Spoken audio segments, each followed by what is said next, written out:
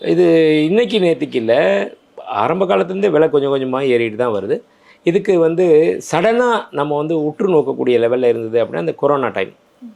அந்த கொரோனா டைமில் பார்த்தீங்கன்னா 2020ல ஒரு கிராம் ஒன்று 4000 3500 4000 இருந்தது.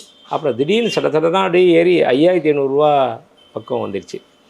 3000 இருந்த தங்கம் 3000 3500 தான் இருந்துச்சு அதுக்கு முன்னாடி. அதுக்கப்புறம் ஏறிடுச்சு. இது மாதிரி அந்த சூழ்நிலைக்கு அது ஒரு காரணமாக பட்டது. அதுக்கப்புறம் பார்த்தீங்கன்னா பல்வேறு காரணங்கள்.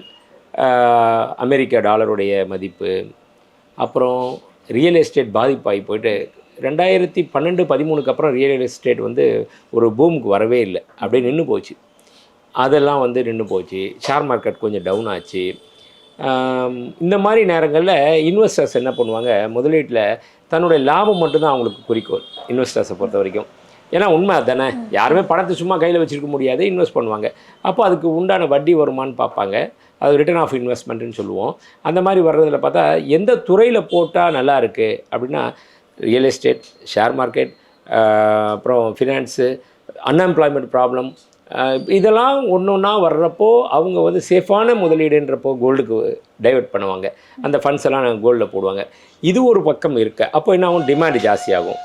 இந்த உள்ளூர் சந்தையில், இது இன்டர்நேஷ்னல் மார்க்கெட் நான் சொல்கிறது, உள்ளூர் சந்தையில் நம்ம சவுத் இந்தியா அதுவும் தமிழ்நாடெல்லாம் பொறுத்த வரைக்கும் நிறைய விசேஷ தினங்கள், முகூர்த்த தினங்கள் இந்த மாதிரிலாம் வந்துட்டுருக்கு. இந்த மாதிரி ரொம்ப தங்கம் நமக்கு அதுதான். இப்போ ஒரு கல்யாணம்னாலே தங்கம் ரெடி ஆகிடுச்சா, எவ்வளோ பவுன் சேர்த்தாச்சா பொண்ணுக்கு, அப்படி தான் கேள்வி வருது. அந்த மாதிரி இருக்கப்போ அது முக்கியமான விஷயமா இருக்கு இல்லையா.